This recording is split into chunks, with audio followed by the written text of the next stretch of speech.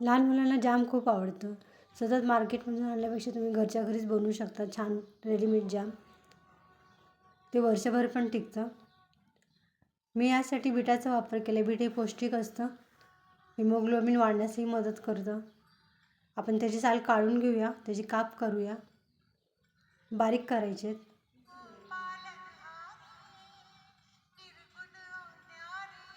तुम्ही मिक्स फळांचा पण जाम बनवू शकता. आता कुकरमध्ये ते टाकायचे तुकडे आणि शिजून घ्यायचे थोडं पाणी टाकून. 1-2 शिट्ट्यांमध्ये ते शिजून जातं.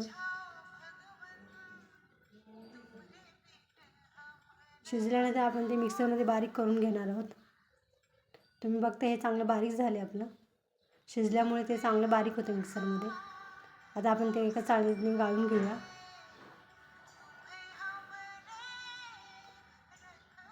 पुन्हा गाळून घ्यायचे जेणेकरून ते तुमच्या तोंडात येणार नाहीत तुकडे.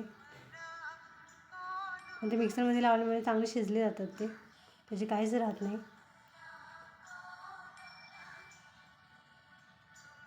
आता बीट आपलं चांगलं शिजलं. आपण आता ते गॅसवर ठेवून मंद आचेवर ठेवायचे. मधून हलवायचे सतत. हे जाम वर्षभरही राहतं. साखर टाकायची. तुम्हाला जेवढं गोड लागतं त्याप्रमाणे तुम्ही साखर टाकू शकता त्याच्यात. साखर टाकून हलवायचे मधून. जर हे जाम वर्षभर टिकायचं असेल तर तुम्ही त्यात व्हिनेगरचा वापर करू शकता. म्हणजे 10 ते 15 दिवसासाठी बनवायचं असेल तर तुम्ही लिंबू पण वापरू शकता. मी यात लिंबूच वापरला आहे. लिंबाचा रस टाकायचा 1 चम्मच.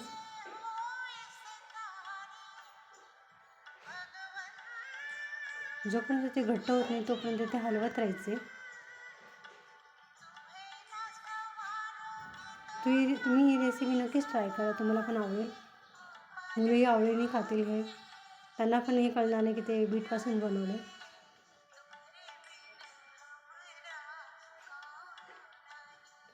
तुम्ही बघता आता चांगला कलर पण आला आणि ते घट्ट व्हायला लागले.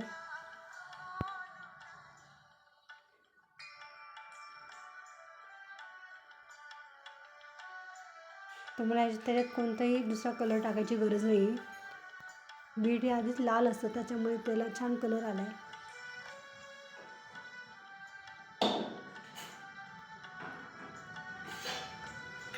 आपले आता चांगलं घट्ट व्हायला आले.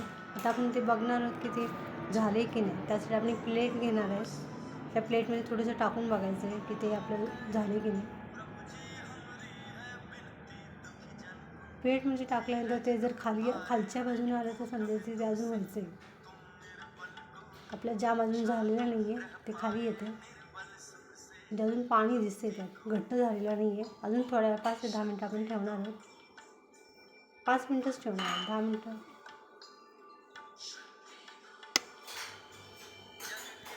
मधून हलवायचे ते.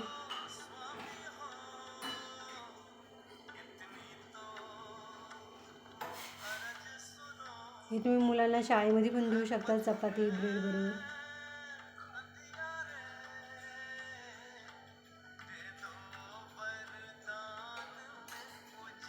ह्याच्यात अजून दुसरं काही टाकायची गरजच नाही आहे. फक्त बीट, साखर आणि लिंबू या 3 वस्तूपासून आपण हे छान जाम बनवू शकतो. आता आपले जाम चांगलं घट्ट झालेलं आहे. आता आपण पुन्हा प्लेटमध्ये बघणार आहोत. तुम्ही बघताय की चांगलं घट्ट झालेलं आहे. ते बिलकुल खाली उतरत नाही आहे. माझ्या चॅनलला सबस्क्राईब करा. तुम्हाला ही रेसिपी कशी आवडली नक्कीच सांगा. हे आपण एखाद्या बर्नीत किंवा एखाद्या डब्यामध्ये भरून ठेवणार आहे. हे मी आठवड्यासाठीच बनवून घेतले. जर तुम्हाला वर्षभर करायचं असेल तर व्हिनेगर नक्की टाका.